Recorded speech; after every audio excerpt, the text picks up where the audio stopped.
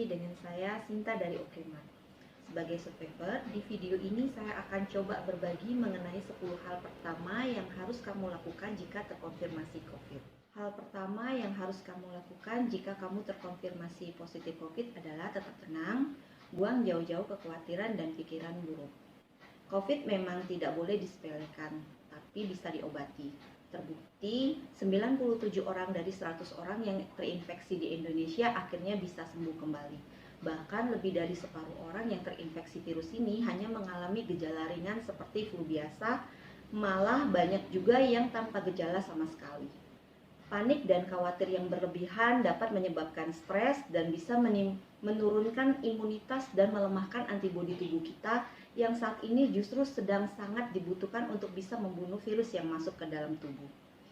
Jadi selain tetap tenang dan jangan panik, jangan lupa berdoa dan perbanyak ibadah agar kita menjadi lebih ikhlas dan sabar.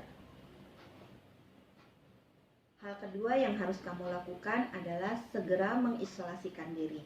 Jangan keluar rumah dan jaga jarak dengan anggota keluarga lain yang serumah.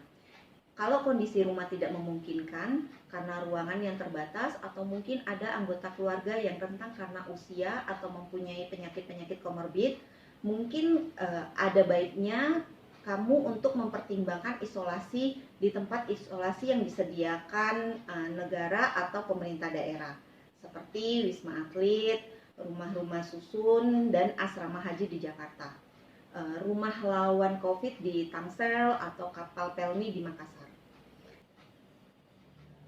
Hal ketiga yang harus kamu lakukan adalah segera konsultasi dan lapor ke puskesmas dan satgas COVID terdekat untuk mendapatkan bantuan dan pemantauan. Saat ke puskesmas, selain konsultasi gejala COVID yang muncul, kamu juga harus menginformasikan riwayat kesehatan kamu selama ini, terutama jika ada penyakit-penyakit yang terkait dengan paru, jantung, ginjal, usus, dan autoimun.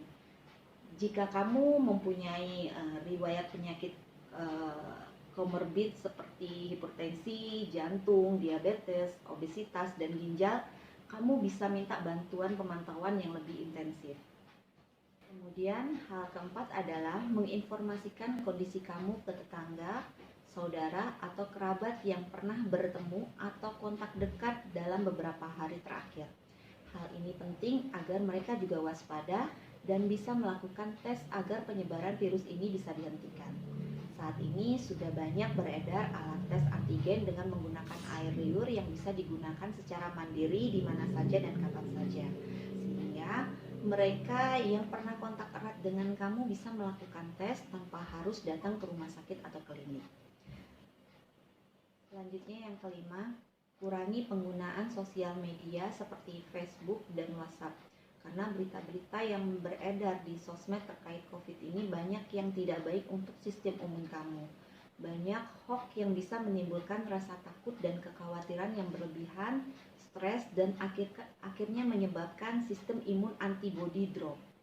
Pemberitaan tentang fakta-fakta yang ada pun juga masih sangat tidak berimbang.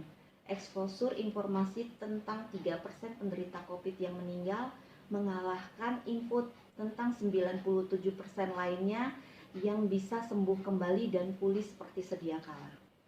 Belum lagi obituari dan berita duka, serta ucapan-ucapan bela sungkawa yang sekarang mendominasi isi percakapan di beranda dan WhatsApp grup kita. Semua itu berpotensi membuat rasa takut dan panik yang berlebihan dan bisa menimbulkan stres. Ini sangat buruk buat sistem imun dan antibodi, yang justru sedang sangat kita butuhkan untuk membunuh virus-virus yang sudah terlanjur masuk ke tubuh kita. 6. Jalankan protokol kesehatan secara disiplin meski di dalam rumah. Jika kamu terpaksa harus masuk ke ruangan yang di situ ada anggota keluarga lain yang masih sehat, gunakanlah masker kalau perlu 2 lapis, termasuk juga saat masuk ke kamar mandi yang masih digunakan bersamaan dengan anggota keluarga yang lain. Hal ketujuh adalah menyiapkan obat-obatan yang diperlukan. Satu hal yang perlu kamu ketahui terkait obat-obatan ini adalah bahwa hingga saat ini belum ada obat-obatan yang secara klinis terbukti bisa membunuh virus COVID-19. Jadi, obat-obatan yang bisa kita siapkan hanyalah obat-obatan simptomatik yang meringankan gejala-gejala yang muncul akibat infeksi virus ini. seperti obat demam, obat sakit kepala, batuk, pengencer dahak, emah, dan mual, bukan yang secara langsung bisa membunuh virusnya. Obat-obatan herbal juga perlu kamu pertimbangkan untuk mempercepat penyembuhan dan mencegah terjadinya eskalasi gejala atau perburukan. Obat-obatan herbal yang kami konsumsi waktu terinfeksi kemarin adalah putus hindi, lianhua, dan immunacof.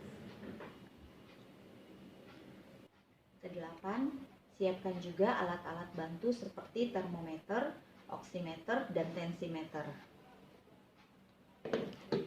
Alat-alat ini penting untuk memantau kondisi kesehatan kamu supaya jika terjadi eskalasi gejala atau perburukan dapat terdeteksi sejak dini dan bisa segera dibawa ke rumah sakit.